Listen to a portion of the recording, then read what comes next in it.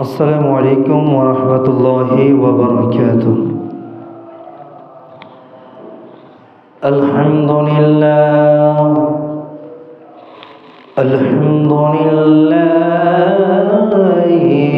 رب العالمين، والعاقبة للمتقين، والصلاة والسلام على من كان نبيا وآدم بين الماء والتين، ونشهد أن لا إله إلا الله، ونشهد أن سيدنا وسندنا وحبيبنا وطبيبنا وقلوبنا ومولانا محمد أرسله بالحق بشيرا ونذيرا وداعيا إلى الله بإذنه وسراجا منيرا. أما بعد فقد قال الله تعالى في كلامه المجيد وفي فرقانه الحميد: أعوذ بالله من الشيطان الرجيم. بسم الله الرحمن الرحيم. يا أيها الذين آمنوا كلوا من طيبات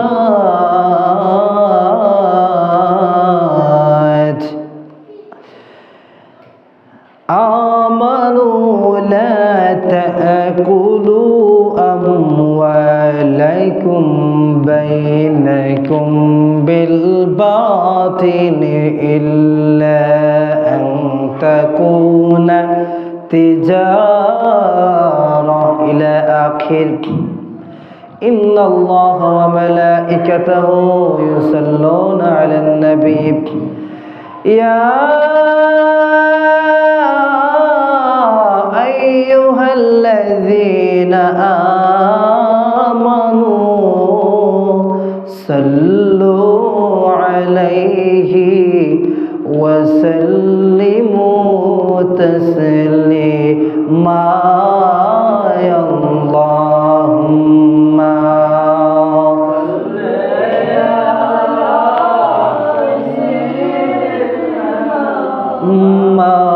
مولانا محمد وعلى آل سيدنا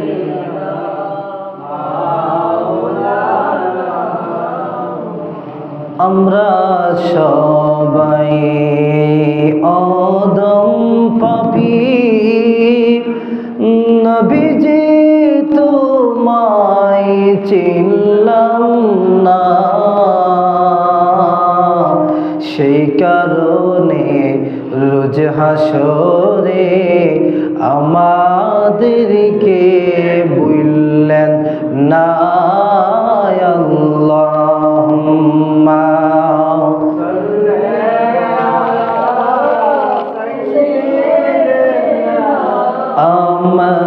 مولانا محمد محمد وعلى آل سيدنا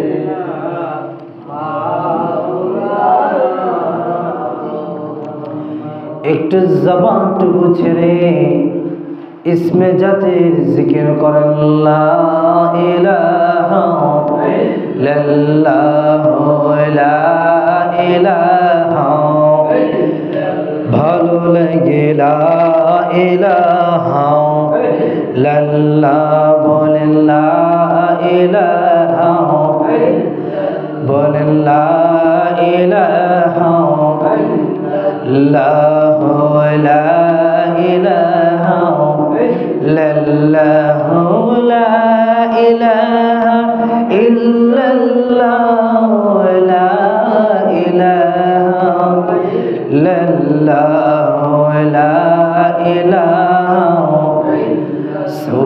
সুবহানাল্লাহ আলহামদুলিল্লাহ লা ইলাহা ইল্লাল্লাহু লা ইলাহা ইল্লাল্লাহ লা ইলাহা ইল্লাল্লাহ সুবহানাল্লাহ আলহামদুলিল্লাহ লা ইলাহা নবী আমার নূরের নবী জগতে করলেন উজালা নবী আমার নূরের নবী জগতে করলেন ওরে রোজ হাসরে করবেন তিনি উম্মতের ফয়সালা সুবহানাল্লাহ আলহামদুলিল্লাহ লা ইলাহা লা ইলাহা ইল্লাল্লাহ মুহাম্মাদুর রাসূলুল্লাহ সাল্লাল্লাহু আলাইহি ওয়াসাল্লাম একটু ইসমে জাতি জিকির করেন আল্লাহ আল্লাহ আল্লাহ আল্লাহ আল্লাহ একসাথে আল্লাহ আল্লাহ আল্লাহ আল্লাহ আল্লাহ আল্লাহ আমার নবীর প্রেমে পাগল হইলে নবীর প্রেমে পাগল হইলে আল্লাহ তাআলা খুশি নবীর দরুদ পড়ো দিবানিশি আল্লাহ আল্লাহ আল্লাহ আল্লাহ আল্লাহ আল্লাহ আমার নবীর প্রেমে পাগল হইলে আমার আল্লাহ তাআলার দিদার মিলে গো আল্লাহ আল্লাহ আল্লাহ আল্লাহ আল্লাহ আল্লাহ আল্লাহ আল্লাহ লা ইলাহা ইল্লাল্লাহু মুহাম্মাদুর রাসূলুল্লাহ সাল্লাল্লাহু আলাইহি ওয়াসাল্লাম আলহামদুলিল্লাহ আজ পবিত্র জুমার দিন আপনারা সকলে জানেন আজকে পবিত্র জুমার দিন আমরা সবটুকু শুকরিয়া ও মহান রাব্বুল কারীমের দরবারে যে আল্লাহ এত সুন্দর মসজিদে আসার মতন বসার মতন এবং তার দরবারে আমাদের মাথাটুকু অবলম্বন করে নষ্ট করা তার দরবারে সেজদা দেওয়ার মতন সেই সুযোগটুকু এনায়েত করেছেন সকলেই জবানটুকু ছেড়ে বলুন আলহামদুলিল্লাহ আমরা এই জমিন থেকে আমরা লক্ষ কোটি দরুদ সালাম পেশ করছি ওই আল্লাহর প্রধান সৃষ্টির আকর্ষণ, কুল কায়নাতুন নবী, যিনি হচ্ছেন নূরুন আলা নূর, হাবিবানা শফিউনা কিবরিনা, যিনি হচ্ছেন সাইয়্যিদুল মুরসালিন, যিনি হচ্ছেন খাতামুন নবিয়্যিন। ওই নূর নবীজির কদম মোবারকে আমরা অদম সালাতু সালাম পেশ করছি। আমরা আরও শুকরিয়া জ্ঞাপন করছি আমরা শেষ নবীর উম্মত হইতে পারি। কথা বলেন ঠিক কিনা? আসেন আমরা দু একটি কথা বলবো পবিত্র কোরআন থেকে, তারপরে আমরা নামাজ শুরু করব। আজকের বিষয় হচ্ছে কোরআন ও হাদিসের আলোকে হালাল এবং হালাল উপার্জন এবং হারাম বর্জন। আপনি হালাল উপার্জন করবেন এবং হারামকে বর্জন করবেন, এই বিষয়টা নিয়ে আমি কথা বলবো।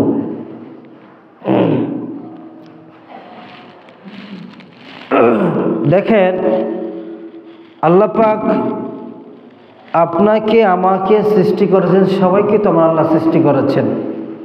হিন্দু বলেন, ইহুদি বলেন, খ্রিস্টান বলেন, মুসলমান বলেন, সবাইকে আমার আল্লাহ সৃষ্টি করেছেন।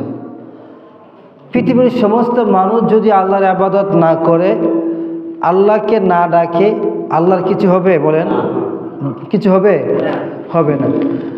আল্লাহ পাকের ইবাদত যদি কোনো বান্দা না করে, কোনো সমস্যা নেই, কোনো সমস্যা নেই। আল্লাহ তার অগণিত লক্ষ লক্ষ ফেরেশতা রয়েছে তার ইবাদত করার জন্য। তারপরও দেখেন অনেক মানুষ, আমরা সহ অনেক মানুষ আল্লাহর নাফরমানি করি, আল্লাহর সাথে অংশীদার করি, আল্লাহর ইবাদত করি না। তারপর আল্লাহ পাক আমাদেরকে রিজিক দিচ্ছেন না? দিচ্ছেন। আপনি হঠাৎ করে আপনার মনের মধ্যে একটা অন্তরে বাড়ি দিচ্ছে যে আপনি এই জিনিসটা খাবেন, কিন্তু কোথায় থেকে ব্যবস্থা হয়ে আসবে আপনি বলতে পারতেছেন না, কিন্তু আপনার খাবারটা কিন্তু আপনার মুখে আসা করছে। আমি নিজে কয়েকটা জিনিস এরকম আমি পাইয়াছি। যেমন আজকে সকালবেলা আমি যখন কালেকশনে বসলাম, আমার মানে মনের মধ্যে একটা ছিল যে আমি সকালবেলা হাঁসের ডিম করবো, খাবো। তো সকালবেলা যখন কালেকশন করতেছি, একজন মহিলা আইসেন, যে হুজুর আমার এই বাড়ির প্রথম হাঁসের ডিম, এটা আপনার জন্য।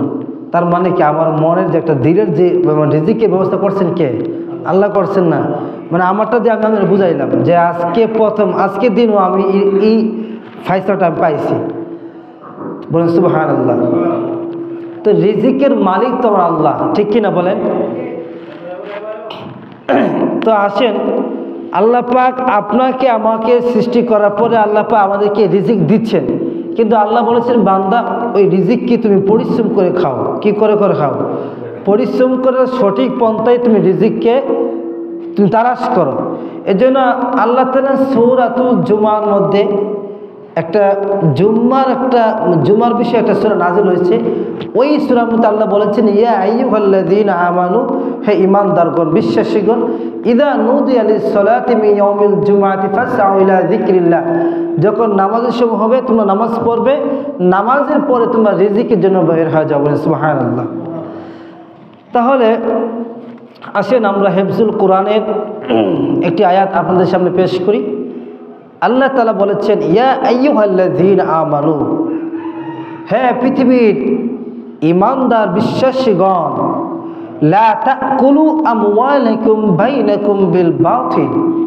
আল্লাহ বলেছেন, হে মুমিনগণ, আমার আল্লাহ ডাক দিয়ে মুমিনগণকে বলেছেন, হে মুমিনগণ, লা তাকুলু, তোমরা ভক্ষণ করিও না, তোমরা খেও না, তোমরা ভক্ষণ করিও না। আমার আল্লাহ বলেছেন, আমওয়ালাকুম বাইনাকুম, তোমরা তোমাদের সম্পদগুলা নিজেদের মধ্যে অবৈধভাবে হারামভাবে ভক্ষণ করিয়া না। বন্ধুরে আমার আল্লাহ বলেন, ইল্লা আন তাকুনা তিজারাতান আন তারাদিম মিনকুম। রব্বুল আলামিন বললেন, হ্যাঁ তোমরা ভক্ষণ করো। কিভাবে ভক্ষণ করবা? আল্লাহ বলেন, ব্যবসা সূত্রে পরস্পরের সাথে ও সন্তুষ্টির মাধ্যমে তোমাদের সম্পদগুলো ভক্ষণ করা। বলেন সুবহানাল্লাহ। আমার ভাইরা, গভীর মনোযোগ, রব্বুল আলামিন ১৫০০ বছর আগে এত সুন্দর হয়ে কোরআনে বলেছেন। আল্লাহ বলেন, বান্দারে আমি আল্লাহ তোদেরকে বানাইলাম, আমি নিজ পদ্ধতিভাবে আমি আল্লাহ তোমাদেরকে সৃষ্টি করলাম, আমি আল্লাহ তোমাদেরকে পৃথিবীতে পাঠাইলাম, আমি আল্লাহ এই পৃথিবীর সুন্দর একটি আসমানের নিচে তোমাদেরকে জায়গা কইরা দিলাম। আমার আল্লাহ বলেন, আল্লাযী খালাকাস সামাওয়াতি ওয়াল আরদ, আমি আল্লাহ তাআলা আসমান বানাইলাম, জমিন বানাইলাম কয় দিনে জানেন নেই? আমার আল্লাহ বলেন, আমি আসমান বানাইলাম, জমিন বানাইলাম 7 দিনে, আবার কেউ কেউ বলেন 6 দিনে। বলেন সুবহানাল্লাহ।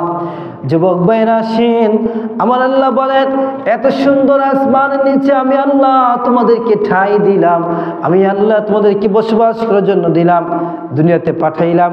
পাঠানোর পরে তোমরা তোমাদের সম্পদগুলা, তোমাদের মালগুলা, তোমাদের অর্থগুলা, তোমাদের টাকা পয়সাগুলো হারামভাবে খাবে না, তোমরা সঠিক পন্থায় খাবে। কিভাবে খাবে? আল্লাহ রাব্বুল আলামিন বলেন, ব্যবসার মাধ্যমে অথবা কোনো হালাল পন্থায় তুমি ভক্ষণ করবে। বলেন সুবহানাল্লাহ। আমার বাইরে গভীর মনোযোগ। আল্লাহ রাব্বুল আলামিন বললেন, ওয়ালা তাকতুলু আনফুসাকুম ইন্নাল্লাহা কানা বিকুম রহিমা। বলেন সুবহানাল্লাহ। আমার আল্লাহ বলেন, আর তোমরা নিজেদেরকে হত্যা করিও না, লা তাকতুলু, তোমরা কতল করিও না, তোমরা ঝগড়া করিও না, তোমরা ফাসাদ করিও না, পরস্পরের সাথে ঝগড়া হিংসা করিও না। লা তাকতুলু আনফুসাকুম, তোমাদের নিজেদের মধ্যে। ইন্নাল্লাহা, নিশ্চয়ই আমার আল্লাহ পাক, ইন্নাল্লাহা, নিশ্চয়ই আল্লাহ তাআলা, কানা বিকুম রহিমা, নিশ্চয়ই আমার আল্লাহ হচ্ছেন তোমাদের প্রতি খুবই দয়াশীল। বলেন সুবহানাল্লাহ। এবার আসেন, কোরআনে একটি আয়াত আমরা বুঝতে পারলাম যে আল্লাহ পাক বলেছেন, হে বান্দারা তোমরা হারাম পন্থায় ভক্ষণ করবে না, হারাম পন্থায় খাবে না। আসেন আমরা আরেকটি আয়াত বলি। আল্লাহ রাব্বুল আলামিন হিফজুল কোরআনে আমার আল্লাহ বলেছেন, আল্লাহ বলেন, ইয়া আইয়ুহাল্লাযীনা আমানু, হে বিশ্বাসীগণ, হে মুমিনগণ। একই আয়াত আমার আল্লাহ বলেন, হে মুমিনগণ, আমি আল্লাহ তোমাদেরকে পাঠাইলাম পৃথিবীর মধ্যে। আমার আল্লাহ বলেন, কুলু, তোমরা খাও, মিন তাইয়্যিবাত, পবিত্র বস্তু থেকে তোমরা খাও, মা রাযাকনাকুম, হে মুমিনগণ, আমি তোমাদেরকে যা কিছু দান করেছি তা থেকে হালাল বস্তুগুলো ভক্ষণ করো, খাও, এবং আমি আল্লাহ পাকের শুকর আদায় করা। বলেন সুবহানাল্লাহ। আমি আল্লাহ যা পৃথিবীতে দিয়েছি, যেগুলো হালাল করেছি, ওই হালাল বস্তুগুলো খাও, হারাম বস্তু খাবে না। ধরেন হারাম বস্তু কি? শুকরের গোশত। মুসলমানদের জন্য শুকরের গোশত খাওয়া যায় আছে? বলেন জায়েজ নাই। এই জন্য আল্লাহ বলেছেন শুকর গোশত, আমার আল্লাহ বলেছেন হারাম বস্তু তোমরা ভক্ষণ করিও না, হারাম পন্থায় খাবা না। আল্লাহ বলেছেন বেশি বেশি করে খাও, কোনো সমস্যা নাই, আর খাইয়া আমার শুকরিয়া আদায় করবে। ওয়াশকুরু, আর আমার শুকরিয়া আদায় করবে, লিল্লাহ, আমি রবের শুকরিয়া আদায় করবে, ইন কুনতুম ইয়াহু তা'বুদুন। বলেন সুবহানাল্লাহ। আমার শুকরিয়া আদায় করবে যদি যদি তোমরা তার ইবাদত করে থাকো। বলেন সুবহানাল্লাহ। আল্লাহ বলেছেন যদি আমাকে রব হিসেবে মেনে থাকো, যদি আমাকে প্রভু হিসেবে মেনে থাকো, তাহলে আমি আল্লাহ যা দিয়েছি তা খাওয়ার পরে আমি রবের শুকরিয়া আদায় করবা। আমার রবের শুকরিয়া আদায় করলে কি হবে? আল্লাহ বলেন, যেই বান্দা আমার শুকরিয়া আদায় করবে, যে বান্দা বেশি বেশি করে আমি রবের কাছে প্রার্থনা করবে, আমি রব তার রিজিক বাড়ায় দেব, তাকে নিয়ামত বাড়ায় দেব, আমার রহমতের ছায়ার নিচে ওই বান্দাকে থাকার ব্যবস্থা করে দেব। বলেন সুবহানাল্লাহ। জোরে বলেন সুবহানাল্লাহ। এবার আসেন নবীজির হাদিস থেকে আমরা একটি হাদিস বলি।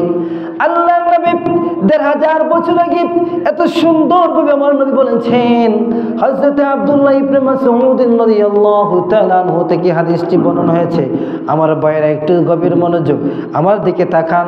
নবীজি বলেন, ক্বালা ক্বালা রাসূলুল্লাহ, নবীজি বলেন, ক্বালা ক্বালা রাসূলুল্লাহ সাল্লাল্লাহু আলাইহি আলাইহি ওয়াসাল্লাম আল্লাহ নবী বলেন ১৫০০ বছর আগে নবীজি বলেন তলাবু কাসাবিল হালালি ফারিদাতুম বাদাল হালাল।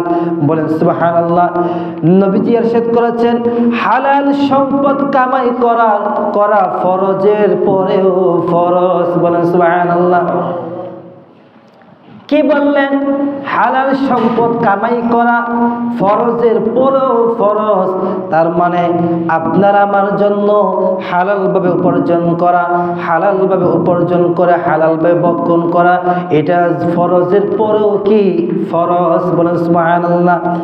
আমার বাইরে হযরতে আবু সাঈদ আল খুদরি রাদিয়াল্লাহু তাআলা আনহু থেকে আরেকটি হাদিস, তিনি বলেন এই হাদিস থেকে আমরা তিনটা জিনিস শিখতে পারি। একটা হচ্ছে কোনো যারা দোকান দিবে, ব্যবসা দিবে, ব্যবসার মধ্যে যদি সৎ ব্যবহার করে, মানুষকে না ঠকায়, আল্লাহ নবী বলেছেন কাল কিয়ামতের ময়দানে নবীদের সাথে, রাসূলগণের সাথে, সিদ্দিকগণের সাথে, শহীদগণের সাথে, তিন ক্যাটাগরির সাথে আমার উম্মতের মধ্যে কিছু লোক থাকবে, তারা হচ্ছেন ব্যবসায়ীরা। বলেন সুবহানাল্লাহ। আমার নবীজি বলেন যারা পৃথিবীর মধ্যে দোকান দিয়েছে অথবা সৎভাবে ব্যবসা করেছে, সৎভাবে ব্যবসা করছে, মানুষকে ঠকায় নাই, ওই সৎ ব্যবসায়ী কাল কিয়ামতের দিন আমার নবীজি সাথে থাকবে। বলেন সুবহানাল্লাহ। আমার বাইরে হাদিসটা হচ্ছে নবীজি বলেন আত্তাজিরু সাদুকুল আমিন। নবীজি বলেন সৎ ব্যবসায়ী, আমিন এবং আমানতদারি মান নবী, নবীদের সাথে থাকবে। বলেন সুবহানাল্লাহ। ওয়া সিদ্দিকিন, সিদ্দিকদের সাথে থাকবে। ওয়া শুহাদা, যারা ইসলামের জন্য শহীদ হয়ে গিয়েছে, যাদের জীবন তাজা রক্ত ইসলামের জন্য দিয়ে দিয়েছে, ওই শহীদগণের সাথে সৎ ব্যবসায়ী এবং আমানতদারিকারী ব্যক্তি থাকবে। বলেন সুবহানাল্লাহ। আজকে পৃথিবীর মধ্যে দেখেন কয়জন পাবেন সৎ ব্যবসায়ী আর কয়জন পাবেন আমানতদারি। আপনার নিজের টাকা যদি একজন কাছে দেন যে ভাই টাকাটা আপনি রাখিয়েন, ১০০০ টাকা আপনার কাছে দিলাম, ১০০০ টাকা আপনার কাছে দিলাম, আপনি আমাকে গত সপ্তাহ দিয়ে দিবেন। আপনি নিজের টাকা তার কাছে দিয়েছেন, দেখবেন যে তার কাছে যদি আমি টাকা চাইতেন যান, সে আপনার যে ডেট দিয়েছেন আসার পরে বলবে ভাই আমি তো টাকা খরচ করে ফেলছি, একদিন পরে আসছেন, একদিন পরে যাবেন, আবার বলবে ভাই পরের দিন আসেন। এইভাবে করতে করতে ৬ মাস ঘোরাবে। কথা বলেন ঠিক কিনা? এই যে জিনিসগুলো, যে কালচারগুলো নবীজি বলেছেন, এই সমস্ত ব্যক্তিরা আমাদের সাথে থাকবে না। যাদের আমানতদারি ঠিক থাকবে এবং সৎ ব্যবসায় করতে হবে পারবে। যেমন আমাদের মনে করেন যে গ্রামে একটা দোকান থাকলো অথবা বাজার একটা দোকান, এখন মেম্বার সাহেব গেল বাজার থেকে, আপনার কি করতো? আটা আনতো। এখন আটা আনতে 1 কেজি আটা আনতে গিয়ে সে কী করলো? আটা মাপতে গিয়ে একটু কম দিল। তো কম দেওয়ার পরে যখন মেম্বার সাহেব বাড়িতে আসতেন, গিয়ে দেখলেন যে আটাটা কম, তাহলে বলুন তো মানে ঠকাইছে কে? ওই ব্যক্তি ঠকাইছে না? কিন্তু মেম্বার সাহেব কিন্তু ঠকছে না। এই জন্য নবীজি বলেছেন যে ব্যক্তি মালের মধ্যে কম দিবে, সৎ ব্যবসা করতে পারবে না, ওই ব্যক্তিরা কাল কিয়ামতের জান্নাতে তো থাকতে পারবে না। যারা সঠিকভাবে আমানতদারি করতে পারবে এবং মানুষের সাথে সৎ ব্যবহার করতে পারবে, ওই ব্যক্তিগুলো কাল কিয়ামতের দিন স্থান পাবে। বলেন সুবহানাল্লাহ। এবার আসেন হযরতে আবু হুরায়রা রাদিয়াল্লাহু তাআলা আনহু থেকে একটি হাদিস। নবীজি বলেন ইন্নাল্লাহা তাইয়িবুন, নিশ্চয়ই আল্লাহ তাআলা পবিত্র। আল্লাহ কি? আল্লাহ কি? পবিত্র। লা ইয়াকবালু, তিনি কবুল করেন না। তিনি কি করেন না? কবুল করেন না। ইল্লা তাইয়িবান, পবিত্র বস্তু ছাড়া, পবিত্র জিনিস ছাড়া আমার আল্লাহ তাআলা কবুল করেন না। ওয়া ইন্নাল্লাহা আমারাল মুমিনিনা বিমা আমারা বিহিল মুরসালিন, তিনি কেবল পাক পবিত্র বস্তু কবুল করেন।